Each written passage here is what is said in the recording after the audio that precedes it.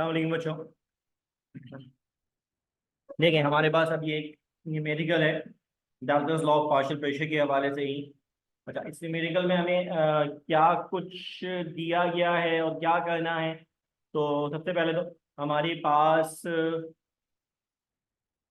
Oxygen gas का volume दिया गया है और ये जो गैस है वो कलेक्टेड ओवर वाटर सरफेस है। इसका मतलब ये है कि ये हमारे पास ऑक्सीजन गैस नहीं है बल्कि ये मॉइस्ट ऑक्सीजन गैस, यानी mixture of oxygen gas and vapours. हमें टेम्परेचर दिया गया है और इस वक्त का प्रेशर दिया गया है ठीक है ना। यानी जब हमने ऑक्सीजन गैस को वाटर की सरफेस के ऊपर से कलेक्ट किया, 17 डिग्री सेल्सियस था, जार का वॉल्यूम 500 cm³ था और इस वक्त जो प्रेशर हमने नोट किया वो 915 टॉल था। ठीक है। अच्छा, ये अगर हम इसको चीज़ों को जिन्हें हमने हाईलाइट किया है अगर हम इनको पॉइंट आउट कर लें तो हमारे पास क्या चीज़ें बन जाएंगी। तो हम कहेंगे देखिए हमें वॉल्यूम ऑफ द गैस दिया गया है, ऑल्दो मॉइस्ट गैस है ये, collected over the water surface है तो हम कहेंगे ये मॉइस्ट ऑक्सीजन गैस है, और टेम्परेचर हमें दिया गया है और हमें प्रेशर दिया गया है। रिमेंबर, जब गैस मॉइस्ट है तो ये जो प्रेशर होगा ये भी मॉइस्ट गैस का प्रेशर होगा, जिसे हम टोटल प्रेशर भी कह सकते हैं, यानी pressure exerted by the oxygen and vapours. ठीक है। हमसे क्या कहा जा रहा है भाई, मालूम कर दीजिए। क्या मालूम कर दे भाई? Volume of the dry hydrogen gas. यानी दोबारा वॉल्यूम की बात आ गई तो पहले वाले को 1 कह के इसको 2 कह लेते हैं। किस कंडीशन में मालूम करना है? एसटीपी में मालूम करना है। यानी पहले वाले टेम्परेचर को 1 कह के इसको 2 कह लेंगे, पहले वाले प्रेशर को 1 कह के इसको 2 कह लेंगे। लेकिन रिमेंबर, जो पहला वाला प्रेशर है that is PT not P1, है ना। तो हमें पहले P1 मालूम करना होगा फिर हम आगे जाएंगे। ठीक है। इसके लिए उन्होंने क्या है, आपको वेपर प्रेशर गिवन है 17 डिग्री सेल्सियस के ऊपर जो वेपर प्रेशर है which is 15 torr. Second case में हमें क्या करना है, हमें मालूम करना है mole fraction of the oxygen gas. ठीक है। और फिर हमें मालूम करना है कि हमारे पास जो ऑक्सीजन गैस है उसका मास कितना है, जो ऑक्सीजन गैस हमने कलेक्ट करी है उसका मास कितना है। ये चीजें हमें दरअसल यहाँ पे डिटरमिन करनी है। तो चलिए हम यहाँ पे अगर जाएं तो डाटा बना लेते हैं। डाटा बनाने जाएं तो हमें वॉल्यूम कितना दिया गया है, हमें वो 500 cm³ दिया गया है। हमें जो टेम्परेचर दिया गया है बच्चों वो कितना है, that is 17 degree Celsius. Remember, gas के टेम्परेचर को डिग्री सेल्सियस में नहीं केल्विन में कन्वर्ट करते हैं, तो ये हमारे पास आ जाएगा 290 केल्विन। हमें जो प्रेशर दिया गया, रिमेंबर ये मॉइस्ट गैस का प्रेशर है और वो कितना है 915 टॉ।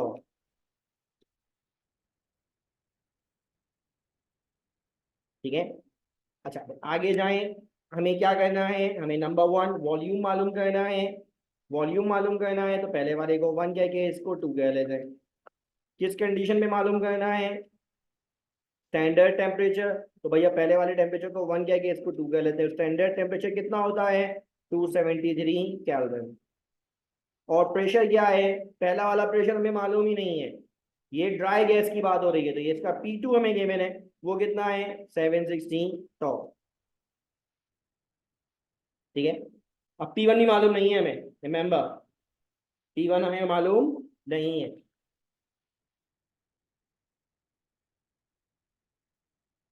ठीक है। सेकंड केस में हमें क्या करना है, सेकंड केस के अंदर हमें इसी के सब क्वेश्चन है, mole fraction of the oxygen gas मालूम करना है। Mole fraction of the oxygen gas मालूम करना है। ठीक है ना। इसी तरह थर्ड केस में हमें क्या करना है, मास ऑफ द ऑक्सीजन गैस मालूम करना है। ठीक है ना, मास ऑफ ऑक्सीजन गैस हमें मालूम करना है। अब ये हमारे पास ऑल टुगेदर सवाल है जो हमें काम करना है। सबसे पहला काम क्या होगा बच्चों, जब कभी भी आपको ये कहा जाए कि हमारे पास एक गैस वाटर की सरफेस के ऊपर से कलेक्ट की गई है तो सबसे पहले आप क्या कीजिए, इससे आप मालूम कर लीजिए pressure of the dry gas, है ना, यानी P1 जिसे हम कहते हैं। तो हमारा पहला काम क्या है, हम कह रहे हैं to find pressure of dry gas, है ना। और हम इसे क्या कहते हैं, हम कहते हैं भाई ये P1 होता है। अच्छा ये कैसे मालूम करें, ड्राई गैस का प्रेशर कैसे मालूम किया जाता है फ्रॉम द मॉइस्ट गैस, तो हम कहते हैं using Dalton's law of partial pressure.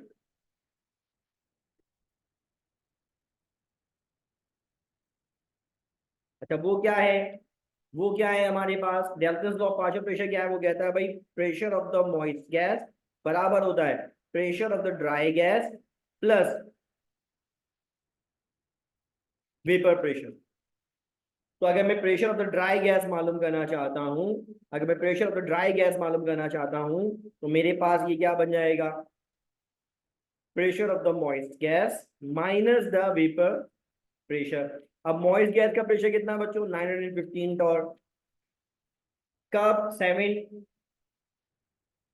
Degree Celsius के ऊपर, यानी 290 केल्विन के ऊपर हमारे पास मॉइस्ट गैस का प्रेशर था 915 टॉर, ठीक है ना। और इस वक्त जो हमें वेपर प्रेशर था, जो सवाल में वेपर प्रेशर भी दिया गया है ना, वेपर प्रेशर कितना है हमारे पास एट 17 डिग्री सेल्सियस बच्चों, वो दिया गया 15 टॉन। सवाल के अंदर है ये, चेक करिए,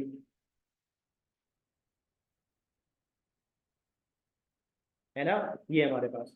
तो अब वेपर प्रेशर कितना हमारे पास, दैट 15 टॉन। तो अगर हम इसको सॉल्व करें तो आ जाएगा हमारे पास 900 टॉन। ये आ गया हमारे पास प्रेशर ऑफ ड्राई गैस। और हमने प्रेशर ऑफ ड्राई गैस से क्या मुराद ली है, प्रेशर ऑफ ड्राई गैस क्या होता है, तो हमने कहा है देखिए प्रेशर ऑफ ड्राई गैस का मतलब होता है, प्रेशर ऑफ ड्राई गैस का मतलब होता है pressure of the oxygen in 500 DNQ vessel. Pressure of dry gas उस प्रेशर को कहा जाता है जिसमें से वेपर के प्रेशर को एलिमिनेट करके सिर्फ गैस का प्रेशर डिटरमिन किया जाता है। तो pressure of dry gas is basically the initial pressure of the oxygen gas, dry oxygen gas in a 500 cm3 vessel at 17 degree Celsius. ये हमें मिल गया pressure of the dry gas. जब हमने ये मालूम कर लिया तो अब हम क्या मालूम कर सकते हैं बच्चों, अब हम मालूम कर सकते हैं volume of the dry gas at STP।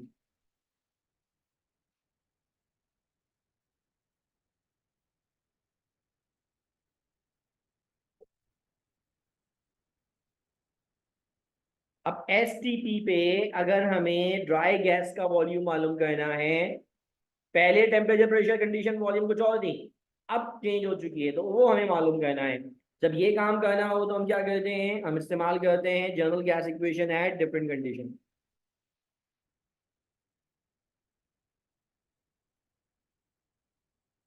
अच्छा भाई, general gas equation at different condition है क्या,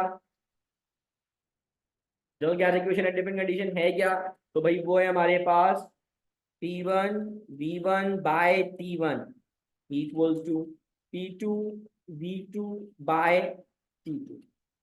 अब हमें क्योंकि V2 मालूम करना है बच्चों, यहाँ P1 से क्या मुराद है ये जरा ध्यान में रखना है। P1 क्या है हमारे पास, that's pressure of the dry gas. इस बात को ध्यान में रखना, अक्सर ये मिस्टेक करते हैं और फिर आंसर गलत हो जाता है। अब P1 हमारे पास क्या है, P1 हमारे पास क्या है, that's P1 is 900 Tor. V1 कितना है बच्चों, 500 cm3, यूनिट नहीं दिखता। T1 कितना हमारे पास, ये था हमारे पास 290 केल्विन। अच्छा जी, T2 कितना हो गया हमारे पास, स्टैंडर्ड है 760। V2 हमें मालूम करना है, T2 कितना हमारे पास स्टैंडर्ड विच इज 273 केल्विन। चीजों को हम अरेंज कर लेते हैं, 900 इंटू 500, ये 273, राइट साइड पे डिवाइड तो दूसरी तरफ जाके मल्टीप्लाई हो जाएगा,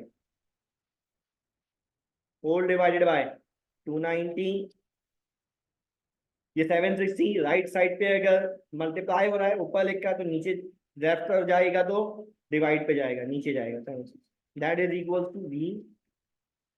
अब ये सारी वैल्यूज अगर हम प्लेस कर लें कैलकुलेटर के अंदर, ये सारी वैल्यूज अगर हम कैलकुलेटर में प्लेस करें, 900 को 500 से मल्टीप्लाई करें, फिर 273 से मल्टीप्लाई करें, फिर डिवाइड करें 290 से, और फिर दोबारा दोबारा डिवाइड करें 760 से, तो आंसर आ जाएगा हमारे पास 557.39, यानी 4 कर लेते हैं इसको, सेंटीमीटर क्यूब, राउंड ऑफ कर दिया मैंने।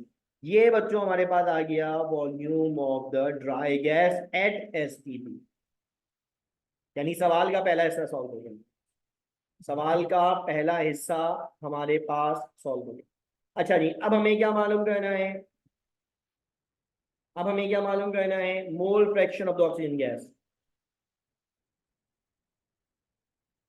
मोल fraction of oxygen gas Chi2, mole fraction का सिंबल होता है ना, Chi2, ये हमें मालूम करना है। अब मोल फ्रैक्शन कैसे मालूम किया जाता है ना, मोल फ्रैक्शन कैसे मालूम किया जाता है? तो मोल फ्रैक्शन मालूम करने के लिए हम दरअसल Dalton's law of partial pressure ही का सहारा लेते हैं, ठीक है ना। हम Dalton's law of partial pressure का ही सहारा लेते हैं। हम कहेंगे using Dalton's law of partial pressure. वो कैसे भाई? हम कहेंगे देखिए, pressure of the gas is equals to total pressure into mole fraction of the gas। ये हमारे पास फॉर्मूला है पार्शियल प्रेशर ऑफ गैस मालूम करने का in the mixture of gases, ठीक है, ये फॉर्मूला हमारे पास। अब अगर हमें प्रेशर ऑफ ऑक्सीजन गैस पता है ना, अगर हमें प्रेशर ऑफ ऑक्सीजन गैस पता है, अगर हमें टोटल प्रेशर पता है, तो हम मोल फ्रैक्शन मालूम कर सकते हैं, मोल फ्रैक्शन मालूम कर सकते हैं। अब pressure of the oxygen gas से क्या मुराद है? ये जो pressure of the oxygen gas है ना बच्चों, ये दरअसल P1 है, यानी pressure of dry gas. PT क्या है हमारे पास? That's pressure of moist gas, है ना। प्रेशर ऑफ ऑक्सीजन गैस क्या हमारे पास? P1, यानी प्रेशर ऑफ ड्राई गैस। और जो टोटल प्रेशर है वो दरअसल क्या है? वो दरअसल हमारे पास मॉइस्ट गैस का प्रेशर है। अब सिंस हमें ये दोनों वैल्यूज तो पता ही है ना, ये दोनों वैल्यूज तो हमें पता ही है, चलो वैल्यू प्लेस कर लेते हैं। ये क्या हमारे पास 900, ये क्या हमारे पास 915 into mole fraction of oxygen gas, ठीक है। अब क्या करें भाई, मोल फ्रैक्शन ऑफ ऑक्सीजन गैस मालूम करना है ना हमें, तो हम क्या करें 900 बाय 915, ठीक है ना।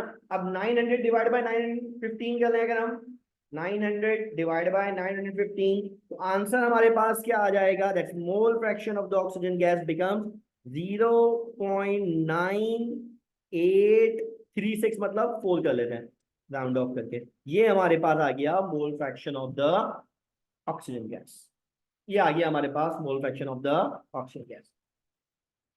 समझे बच्चों, ये हमारे पास mole fraction of the oxygen gas है। अच्छा, अब अगर हमें मालूम करना हो mass of oxygen gas, mass of oxygen gas, तो ये कैसे मालूम करें? तो देखें, अगर हमारे पास मास ऑफ द गैस मालूम करने का अगर कोई सवाल दिया जाता है, तो हमें क्या पता होना चाहिए? हमें mole of the oxygen gas पता होने चाहिए, है ना। हमें mole of the oxygen gas पता होने चाहिए। अगर वो हमें मालूम है तो हम मोल को मास में कन्वर्ट कर लेंगे। इसी तरह अगर हम गैस के लॉज को इस्तेमाल करें, अगर हम गैस के लॉज को इस्तेमाल करें, मिसाल के तौर पर मैं कहूँ हम यूजिंग जनरल गैस इक्वेशन,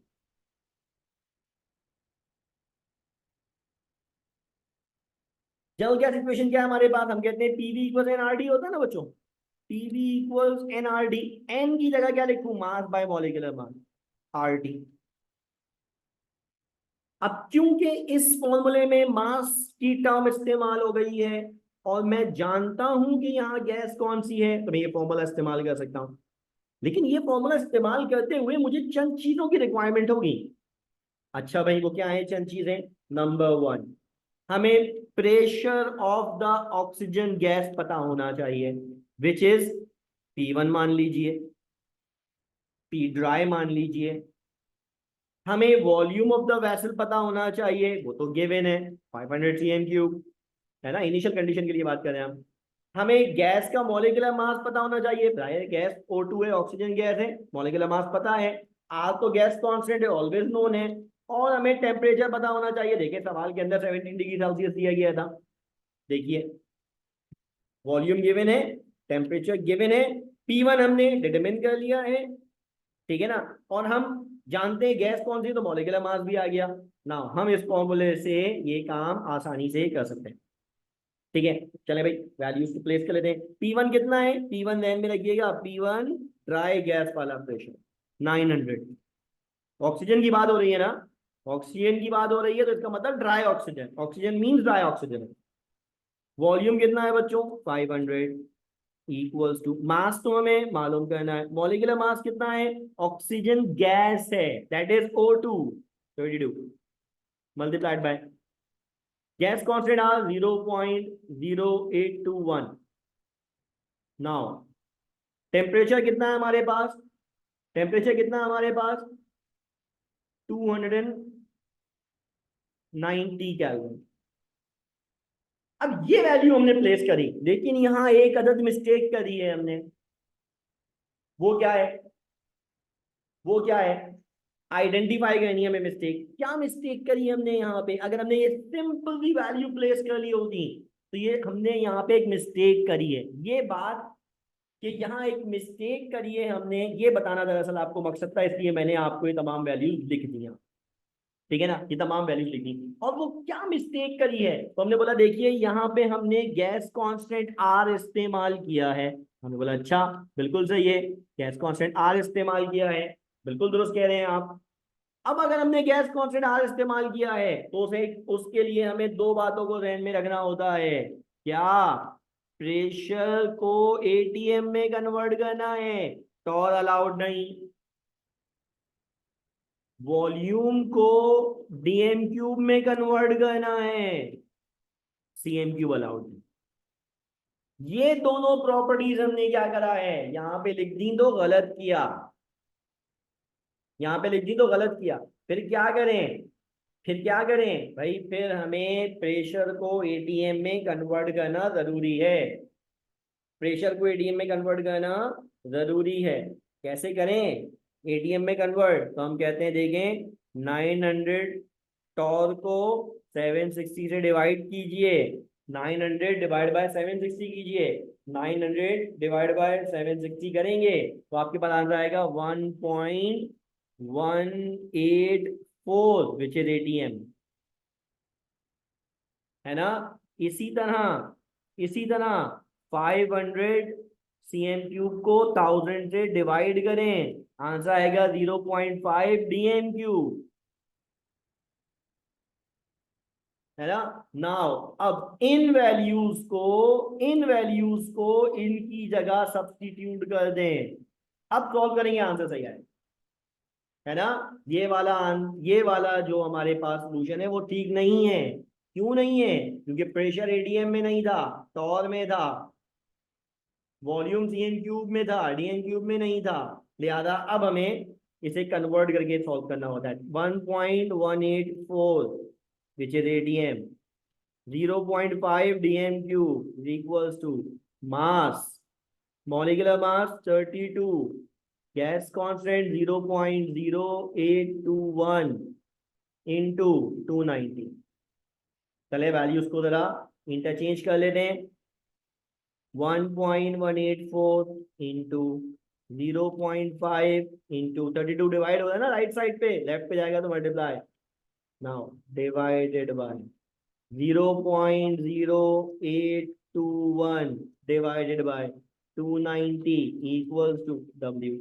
अब इन तमाम वैल्यूज को, इन तमाम वैल्यूज को कैलकुलेटर में रख के सॉल्व कर लें। 1.184 multiplied by 0.5 multiplied by 32 divided by 0.0821 divided by 290, तो हमारे पास मास आ गया 0.796 ग्राम, पाउंड ऑफ करिए 0.796 ग्राम ऑक्सीजन।